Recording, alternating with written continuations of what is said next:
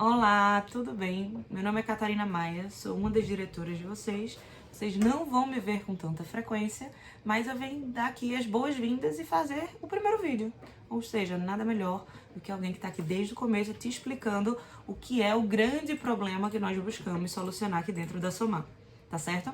A Somar vocês já conhecem, nós somos uma empresa, uma startup de nanotecnologia sustentável e nós contamos com uma série de produtos e serviços dentro de uma esteira, onde a gente consegue entender quais são os problemas que uma determinada edificação passa e quais serão as melhores soluções para a gente atuar tanto no conforto térmico, no consumo de energia, na eficiência e na sustentabilidade, ok? Isso nada mais justo que a gente comece a entender bem a problemática, o que é que a Somar consegue resolver. E para isso, nós seguimos aqui com a parte de conforto térmico. E conforto térmico é sim um dos grandes pontos, um dos pilares principais que nós focamos aqui dentro da Somar. Mas por mais que seja um dos pontos principais, é interessantíssimo a gente entender qual é o conceito e por que é um grande desafio. Como vocês podem observar aqui do lado, e eu estou com eles aqui na frente, o conforto térmico é nada mais do que uma condição mental que expressa a sensação de bem-estar do ambiente com relação à temperatura. E quando a gente fala que é uma condição mental, vocês já conseguem perceber que é algo extremamente subjetivo. Então, o conforto térmico, ele depende de cada pessoa. E depende também do ambiente, afinal, a sensação de bem-estar no ambiente relacionado à temperatura. Então, o próprio conceito traz pra gente 3 grandes variáveis relacionadas ao conforto térmico. Mas a realidade é que existem 6 variáveis diferentes. E a gente vai dar uma olhadinha nelas, na verdade, aqui e agora. Então, o que é que influencia? Nós temos a influência da temperatura do ar, da temperatura radiante, da velocidade do ar, da umidade relativa, da taxa metabólica e das vestimentas. O que é que isso significa? Significa que cada uma dessas variáveis vai influenciar no que a pessoa tem de entendimento sobre conforto térmico. O que é esse conforto térmico? Você sentir neutralidade, você não sentir nem calor, nem frio. Se vocês observarem, dessas 6 variáveis, várias delas são dificílimas da gente ter a gente como empresa, principalmente, ter uma ação, uma proatividade forte. Primeira, taxa metabólica. Como é que eu vou influenciar a taxa metabólica do indivíduo que está sentado ali? Eu provavelmente não tenho como mudar a atividade que ele executa, nem alterar a composição, o metabolismo próprio dessa pessoa. As vestimentas, eu também não tenho como mandar esse indivíduo ter ou não um uso diferente de uma farda ou se vestir de uma maneira diferente. A umidade relativa também é extremamente difícil de ser alterada porque pede grandes equipamentos para fazer esse tipo de mudança. A velocidade do ar a gente até consegue mudar legal com a utilização ou não de um ventilador. Mas se eu não puder colocar um ventilador, mais uma vez, mãos atadas. Então sobra aqui pra gente 2 variáveis, e são essas as variáveis que têm o maior peso e são as mais utilizadas na hora de se mudar um conforto térmico, que é a temperatura do ar e a temperatura radiante. A temperatura do ar a gente muda facilmente com o ar-condicionado, já a temperatura radiante, que é aquela temperatura do raio de sol, a gente também muda fácil. A gente normalmente coloca uma cortina, coloca uma película escura, e são essas as soluções que nós temos. Então, entendido o que é conforto térmico, é fundamental que a gente consiga entender quais são as formas que uma edificação ela vai esquentar. Porque assim que a gente sabe como uma edificação, uma construção, ela esquenta, a gente vai conseguir atuar de uma maneira mais proativa em cima tanto da temperatura do ar como da temperatura radiante. As maneiras que uma edificação aquece são através das trocas térmicas. E as trocas térmicas podem ser de 2 grupos. As úmidas, que envolvem a mudança de estado físico, nesse caso a gente tem a evaporação e a condensação, e as secas, que são as mais comuns no nosso dia a dia, que são a convecção, a condução e a irradiação. Então, a junção do bom entendimento dessas 3 formas de troca de calor vai fazer com que a gente consiga ter sacadas fenomenais para tecnologias que atuem de maneira muito mais eficiente. E é justamente isso que a gente fez aqui na Somar. Além de ter sacada para tecnologia, entender condução, convecção e irradiação é fundamental para que você faça uma boa análise do seu cliente. Afinal, a gente não quer vender para o cliente qualquer coisa, a gente quer solucionar um problema. Para solucionar um problema, nós temos que entender o que é que esse cliente está passando. Então, vamos dar uma olhadinha. Quando a gente fala de condução, convecção e radiação, são 3 trocas térmicas, trocas de calor que vocês já aprenderam em algum momento no ensino médio. E foi muito provavelmente com esses 3 exemplos aqui. Quando a gente fala de convecção, a gente fala de movimento de fluidos. E o primeiro exemplo que a gente recebe no ensino médio é uma chaleira, é uma panela com água, onde a parte de baixo esquenta e ela começa a se movimentar, esse fluido, a água quente. Sobe, a água fria desce, e isso existe uma troca térmica fazendo com que toda a água busque uma unidade térmica, chegue ao equilíbrio. A condução, que é o segundo forma de troca de calor que vocês também já estudaram, é uma troca de calor que precisa de contato. Então, normalmente a gente usa aquele exemplo de uma barrinha de ferro, e vocês conseguem imaginar facilmente essa situação. Se eu colocar uma barrinha de ferro, uma ponta no fogo, aos poucos, esse calor ele vai passando ao longo da barrinha de ferro, fazendo com que essa barrinha esquente, certo? Até chegar na nossa mão. Essa é a condução. O calor foi passando pela barrinha, porque existia contato entre as moléculas da barrinha. E o processo de aquecimento por radiação é aquele que não precisa de nenhum tipo de matéria, que vocês estudaram tanto através do aquecimento do Sol, mas também no caso do micro-ondas, que é super normal da gente pensar nesse exemplo dentro do ensino médio. Agora, o que a gente vai fazer? Nós vamos entender essas 3 formas de aquecimento dentro de uma construção, que é isso que a gente faz aqui na SOMAR, esse tipo de análise. Então, quando a gente fala de uma construção, tanto a radiação, como a condução, como a convecção, eles acontecem numa construção. E acontecem de maneiras diferentes para locais diferentes dessa construção. Como assim? Um vidro, a gente tem as formas de calor acontecendo de uma maneira diferente que a gente tem numa parede, que é diferente do que acontece no teto, que é diferente do que acontece no piso. Então, entender a forma de construção e as maneiras que essa troca vai estar acontecendo vai ser a melhor forma da gente poder dizer para o cliente no futuro qual é a melhor nanotecnologia que ele vai ter a ser aplicado, ok? Então, vamos dar uma olhadinha na primeira forma, que vai ser a condução, que é super simples. A condução, ela acontece da mesma forma na parede que acontece com uma barrinha metálica. A gente precisa de uma fonte de calor aquecendo uma extremidade, e esse calor vai passar ao longo da espessura desse nosso material. Então, como vocês podem ver aqui do lado, a gente criou uma paredezinha e criamos alguns pontos para vocês observarem. O primeiro deles a gente vai ter o sol, que vai aquecer essa parede pelo lado externo. Quando o sol aquece essa parede pelo lado externo, a parte de fora da parede fica super quente. Acho que vocês já perceberam isso tocando numa casa qualquer, numa construção qualquer, no muro. É muito fácil de vocês observarem esse fenômeno. E, obviamente, esse aquecimento depende do material que nós temos revestindo essa parede. Mas nesse exemplo aqui especificamente, a gente tem o sol aquecendo a parede externa, e essa parede externa fica com a temperatura de 53 graus, tá?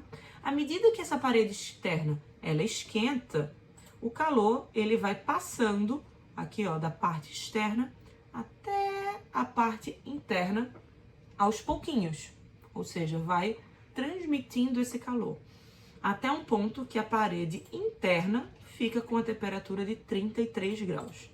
Ou seja, isso que eu acabei de mostrar para vocês, essa temperatura de 53 graus do lado de fora da parede e essa temperatura de 33 graus do lado de dentro da parede, a gente chama de gradiente de temperatura. Todo o processo de condução cria um gradiente de temperatura. Ou, ao contrário, todo gradiente de temperatura em cima de um substrato sólido cria a forma de transmissão por condução. Eita, parece complicado, mas não é. O que é que a gente tem que entender disso? Entender que o calor, ele busca chegar numa situação de homogeneidade. E essa situação de homogeneidade vai impactar no ambiente. Como assim vai impactar no ambiente? Agora a gente vai olhar essas outras duas dados que nós demos. O primeiro é aqui, gente. A gente colocou que a temperatura do ar, a temperatura do dia desse nosso exemplo era de 28 graus. Então, à medida que essa parede foi esquentando, de 53 graus ela chegou a 33 graus do lado de fora, acontece que esse 33 graus vai passar calor sim para o lado de dentro. Então, a nossa casa, o ambiente, enfim, qualquer cômodo que essa parede esteja, ele não mais vai ter os 28 graus da temperatura ambiente, que é o geral, é o climático. Ele vai passar a ter 31 graus, que são uma temperatura por conta da edificação, por conta da condução. Afinal, a parede quente vai levar calor para dentro do ambiente. E já já a gente vai ver como. Mas, entendido isso, a condução é um processo físico que precisa de meios sólidos, ou seja, vai passando por dentro de alguma superfície sólida e gera um gradiente de temperatura, onde a gente vai ter um lado mais quente e um lado mais frio, eternamente buscando o equilíbrio. Show? Então, vamos lá. A condução, ela ocorre principalmente aonde? A gente utilizou o caso da parede, mas como vocês podem ver aqui no nosso esqueminha, a gente tem a condução funcionando pelo teto, afinal o teto esquenta e vai passando calor até para dentro da casa. As paredes, como vocês viram também, que é o que a gente se aprofundou, e também temos a condução pelo teto, pelo piso. O piso também cria um gradiente de temperatura que pode ser positivo ou negativo, mas influencia sim no aquecimento dessa casa. O segundo foco que a gente vai conversar agora é a convecção. E a convecção, ela acontece mais em cima de um material sólido e fixo, que é a parede, mais em cima de um fluido em movimento, que no caso será o ar. Então, a convecção, ela acontece quando nós temos duas massas desse fluido com temperaturas diferentes. Como é que acontece esse processo da convecção? A gente tem uma fonte de calor que vai fazer com que parte desse fluido, parte do ar, ele esquente, enquanto parte desse ar não vai esquentar. E qual é uma possível fonte? A própria parede. Lembra que eu falei que a parede estava com 31 graus? Pronto. Então, toda aquela massa de ar que estiver próximo à parede, ela vai ser mais quente. Por ser mais quente, ela vai ter uma densidade menor. E a massa de ar quente tende a subir. Na hora que a massa de ar quente sobe, ela empurra a massa de ar frio para descer. Na hora que a massa de ar frio desce, ele entra em contato com outras massas de ar quente, ele por si só esquenta e volta a subir. Então, esse movimento de subida e descida desse fluido por conta do aquecimento é chamado de convecção. E um ponto interessantíssimo é justamente por conta disso que a gente aprende que os ar-condicionados devem ser posicionados aqui na parte mais alta do ambiente. Por quê? Porque é justamente para onde vai a massa de ar mais quente. Então, o ar-condicionado, ao jogar ar frio próximo à massa de ar mais quente, vai fazer com que a gente tenha uma troca de calor muito mais eficiente, certo? Então, a convecção, onde é que ela ocorre dentro da casa? Ela ocorre dentro dos ambientes que tem ar. Logo, todos os cômodos dentro de uma casa, eles passam por convecção. E as origens da convecção são as fontes de calor que entraram por condução e por irradiação. E irradiação a gente vai dar uma olhadinha agora. Então, vamos lá. Como é que acontece a irradiação? A irradiação é uma forma de transmissão de calor que ela não precisa de nenhum tipo de superfície, fluido, matéria. A forma de calor de passagem por irradiação é através de ondas eletromagnéticas. E é justamente por isso que a gente consegue sentir o calor do Sol aqui. O Sol passou por todo o vácuo, por todo o universo, e mesmo assim o calor dele chegou. E ele chegou através de ondas eletromagnéticas que a gente vai chamar por enquanto de raio de Sol. Então, o raio de Sol, ele aquece uma estrutura de duas formas, de forma direta e de forma indireta. A forma direta a gente chama aqui de aquecimento por ondas curtas. E ondas curtas são ondas com maior energia. Se elas são pequenininhas, elas têm uma frequência super alta e por isso elas têm maior energia. Então, as ondas batem diretamente naquela superfície e aquecem aquela superfície. Não é à toa que a gente acabou de colocar aqui mais uma parede, porque é o motivo que a parte externa da parede começa a aquecer. É porque o Sol bateu na parte externa diretamente através de ondas curtas, fazendo com que a temperatura dessa superfície externa aquecesse. Porém, o Sol não está de brincadeira e ele também aquece de maneira indireta. Como vocês podem observar aqui, o Sol vai bater em uma outra superfície, que podem ser carros, que pode ser o asfalto, que podem ser prédios espelhados em voltas, que pode ser concreto, enfim. E essas ondas vão esquentar essa outra superfície e parte delas serão refletidas de volta para aquela superfície de estudo, que no caso é a nossa parede. E essa forma de irradiação indireta nós chamamos de radiação de ondas longas. São ondas maiores, que possuem menos energia do que as ondas curtas, mas mesmo assim influenciam no aquecimento. E existe uma parte muito interessante da gente pensar sobre a radiação, é que a radiação ela existe sobre qualquer objeto que tem temperatura. Então, dentro de um cômodo, não é só o sol que esquenta esse cômodo. Nós vamos ter pessoas, equipamentos, lâmpadas, trânsitos, enfim, qualquer coisa, decoração, objetos, tudo tem temperatura, logo tudo emite radiação para esse ambiente, ok? E um ponto importante é entender o que é que acontece com esse raio. A gente mostrou aqui esse raio incidente de onda curta ou de onda longa, ou seja, direto ou indireto. O que é que acontece com ele depois que ele bate em uma superfície? Seja essa superfície opaca, como uma parede, ou seja essa superfície transparente, como um vidro. Então, nós vamos ter aqui, quando um raio bate nessa superfície, existem 3 caminhos possíveis para esse raio. Primeiro, ele ser refletido, o raio bater e voltar para o ambiente. Acontece de maneira altíssima com superfícies que são espelhadas, como um espelho, por exemplo, ou que são de cores mais claras, de cor branca, certo? Essa fração espelhada, essa fração refletida, ela é maior. Uma outra opção para esse raio é que parte desse raio seja absorvido. Nesse processo de absorção é que nós temos o aumento da temperatura daquela superfície. Então, existem materiais que absorvem mais do que refletem mais. E o terceiro caminho é a transmissão, podendo ser essa transmissão direta, ou seja, o mesmo raio de sol tem um pedacinho que seja transmitido, ou essa transmissão acabe sendo de forma indireta. No caso, essa superfície vai absorver muito calor e, como a gente falou, tudo que tem calor emite radiação. Então, depois, essa superfície por si só vai emitir outro tipo de radiação, que é de maneira indireta. Então, no caso de uma parede, por exemplo, nós vamos ter uma fração absorvida altíssima, como vocês podem ver aqui o tamanho da setinha, uma fração refletida baixa para média, dependendo do tipo de material que é essa parede, e uma fração refletida minúscula, certo? Que a maior parte vai ser por reflexão, transmissão indireta. Quando a gente pensa no vidro, os 3 caminhos que nós acabamos de observar, eles são completamente diferentes, tá certo?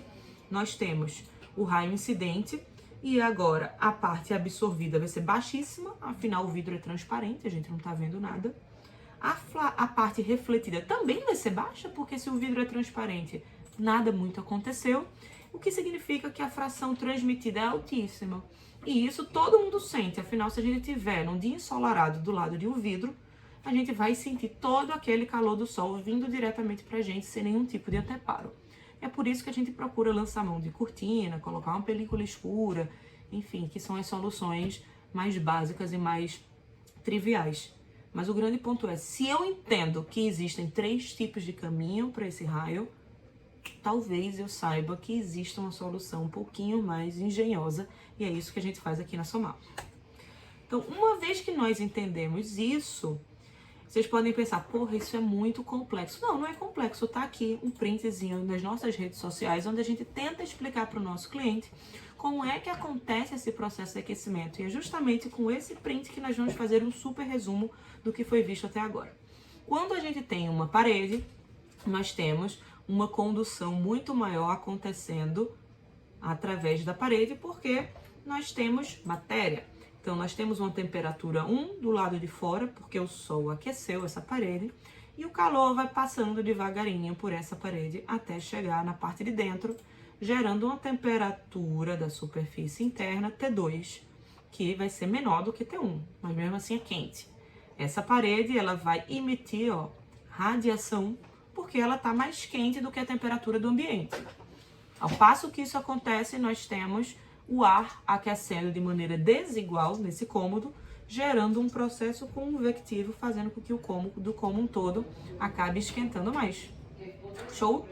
Quando a gente trata do vidro, essa complexidade acaba não acontecendo porque o vidro ele é transparente. Então o sol incide nesse vidro, tendo uma parcela bem pequenininha refletida e a maior parte passando diretamente como alta radiação. Show de bola? Super simples, e isso a gente consegue explicar bem bonitinho, porque é importantíssimo que nós entendamos o que está acontecendo e principalmente que nossos clientes também saibam, para que ele possa buscar a melhor solução para o seu problema de aquecimento, o seu problema de gasto de energia, de falta de produtividade, de conforto, de queima de móveis, enfim. É isso que nós estamos aqui, para entender e levar a solução. Então, uma vez que a gente explicou tudo até agora, eu andei chamando de raio de sol, de radiação, esse calor que vem do sol. Mas o ponto é, será que existe um único raio de sol?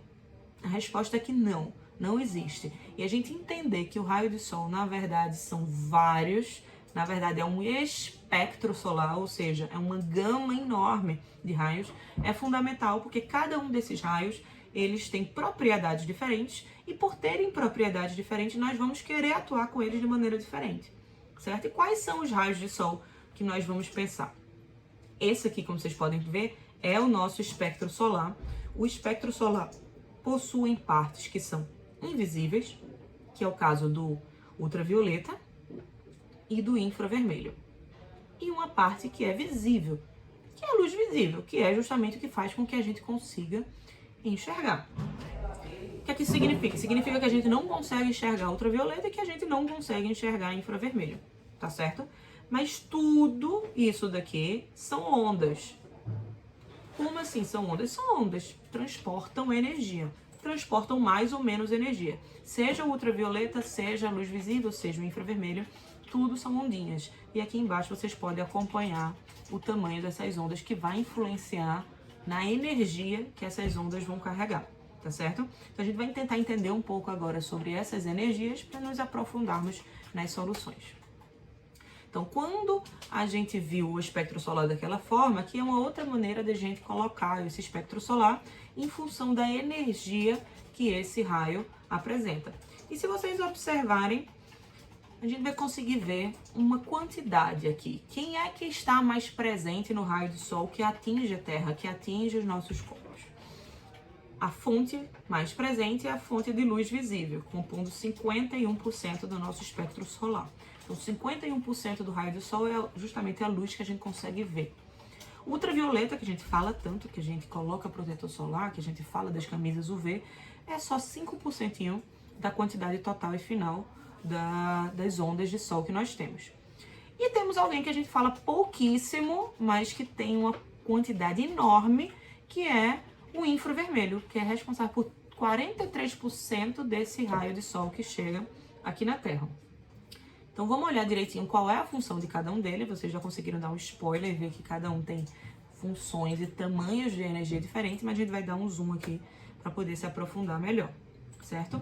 Então vamos lá, luz visível, que é a que a gente gosta, que é o que a gente procura quando a gente coloca uma janela.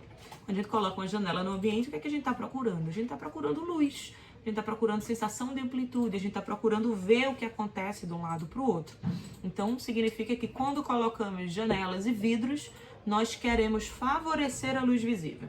E a luz visível tem realmente a ver com tudo isso, com conforto, com estética, com a sensação de amplitude, com não buscar alterar uma fachada. Afinal, se a gente colocar uma película escura para tentar segurar o calor, a gente vai alterar a fachada e vai alterar a luz visível.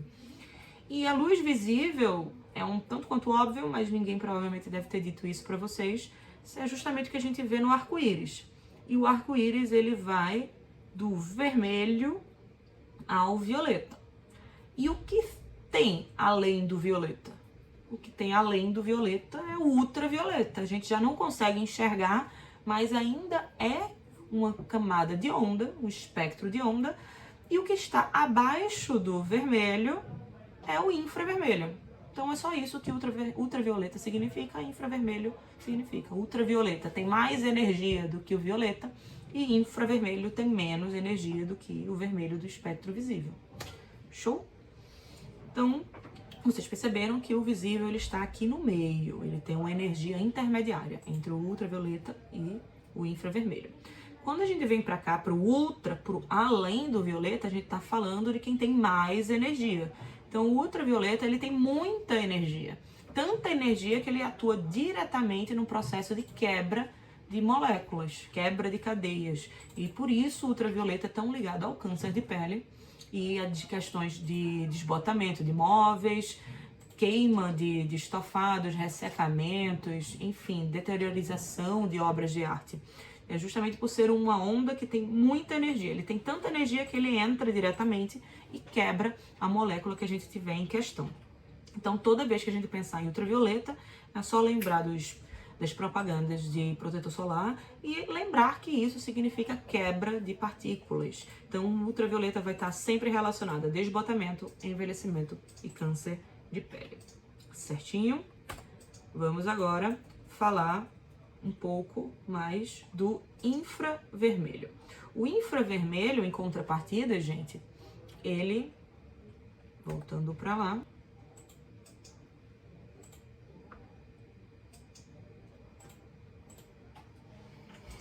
o infravermelho, gente, falando um pouquinho dele, ele também é uma parte invisível, sendo que ele tem menos energia do que o ultravioleta. Olha aqui mesmo no gráficozinho, ele tem menos energia do que o visível. Então, o infravermelho, gente, como vocês podem observar aqui no nosso gráfico do espectro, ele tem menos energia do que o ultravioleta, ele tem menos energia que luz visível. Se ele tem tão menos energia, por que a gente tem que se preocupar? Porque o infravermelho, ia falar ultravioleta, mas o infravermelho, ele só tem energia suficiente para agitar as moléculas. E esse processo de agitação de moléculas é justamente o processo de aquecimento. Então, o infravermelho, ele é o maior responsável pelo aquecimento. Quando a gente volta nesse gráficozinho aqui, se a gente fosse olhar a área, olha como é grande aqui a área que o infravermelho ele ocupa. Então, ele é o maior responsável pelo aquecimento. Se o infravermelho ele é invisível e ele é o maior responsável pelo aquecimento, e se o ultravioleta ele é invisível e ele é o maior responsável pelo desbotamento, eis a grande sacada. A melhor forma que a gente tem para atuar tanto no aquecimento como no desbotamento não é mexendo no visível, e sim mexendo nesses outros dois fatores. Então, vamos dar uma olhadinha aqui na frente nos gráficos e ver exatamente qual é o percentual de causa dos raios em cima dos aspectos de desbotamento e de aquecimento. Como vocês podem olhar aqui do lado, as causas do desbotamento, elas são várias, certo? Sendo que o ultravioleta é responsável por 40% das causas do desbotamento. A luz visível é responsável aqui por 25% dessas causas, o que é justo, afinal a gente acabou de estudar que a luz visível também é radiação, que ela também tem energia, e ela se encontra no meio, entre o ultravioleta e o infravermelho. Então ela vai sempre ter meia causa, meia justificativa nos problemas tanto de desbotamento como de aquecimento. O próprio calor é responsável pelos outros 25% desse processo de desbotamento, e outros é justamente como a gente vai adequar, utilizar um determinado objeto, um determinado móvel, e aí utilizando um exemplo de um sofá, a gente vai ter nesse outra quantidade, a frequência de uso, se tem crianças, se tem gente comendo nesse sofá, se tem cachorro, se esse sofá está posicionado de uma maneira que bate muito vento, se bate muita sujeira, enfim, esse outro já sai da esfera que a gente consegue fazer um real monitoramento, certo? Quando a gente vai pensar agora nas causas do calor, aí é onde a gente tem um ponto super interessante, ó. O ultravioleta, como tem muita energia, ele quase não aquece, ele quebra. Então, tá correto com o que a gente acabou de estudar. O infravermelho, como tem pouca energia, ó, ele é responsável por 53%. Mais da metade do aquecimento que acontece vem do infravermelho. E um ponto importantíssimo, a luz visível, ela tem 44% de responsabilidade nesse processo de aquecimento. O que, mais uma vez, é muito justo. Então, toda vez que a gente tiver uma solução que seja transparente e que prometa diminuir mais do que 60% de calor, é mentira. Então, isso daqui é uma das coisas que vocês vão ver muito dentro da SOMAR, onde a gente tem a responsabilidade de instruir o nosso cliente sobre a realidade com relação a eficiência, porque aqui a gente tem realmente um limite teórico, ok? A ser atingido. Mas, voltando, é fundamental ver o quê? Como é a melhor forma da gente conseguir segurar o calor de um vidro sem alterar a transparência. Afinal, a gente botou o vidro para ser transparente, atuando no infravermelho e no ultravioleta, ok? Então, esse gráficozinho mostra como as parcelas dentro de uma residência influenciam no gasto e no seu aquecimento. Como vocês podem ver, os vidros, eles são os maiores responsáveis pelo aquecimento de uma residência, afinal o calor passa direto e a gente não tem tantas barreiras de reflexão e de absorção. Depois nós temos as paredes e as cobertas que somadas dão o segundo pódio. E o terceiro fica a ocupação, porque nós vimos que as pessoas do ambiente, elas também geram calor. O que isso tudo significa? Significa que entendendo todo esse processo de aquecimento, até hoje, a forma mais procurada para se resolver o aquecimento não é atuando nas causas, mas sim de maneira paliativa, através do uso de ar-condicionado. O ar-condicionado ele vai fazer o quê? Ele vai pegar um ar que foi previamente aquecido por condução, convecção, radiação, paredes, vidro, vai para cima, vai para baixo, e através desse gasto de energia, resfriar o ar desse ambiente. Então, no ar-condicionado, a gente sempre vai precisar de potência instalada, que significa gastar para adquirir o aparelho ar-condicionado. Nós vamos falar de potência utilizada, que significa gastar para o ar-condicionado funcionar. E que, por fim, significa maior gasto de dinheiro para resolver um problema de maneira paliativa, sem atuar nas causas. E o que nós queremos fazer aqui na Somar? Iniciar o processo de resolução através do bloqueio desse calor, bloqueio da entrada desse calor de maneira eficiente. E é isso que vocês vão ver daqui para frente com seus futuros gestores, tá certo? E explicar por que a Somar tem mais de 200 aplicações, estamos presentes em tantos locais, desde residências, é verdade, nós estamos em um número imenso de residências, mas também no número imenso de empresas. E a partir dali para frente vocês vão entender exatamente como cada um dos nossos produtos funcionam em cima do problema. Desejo para vocês boa sorte e quero vocês aqui mais na Somar. Tchau, tchau!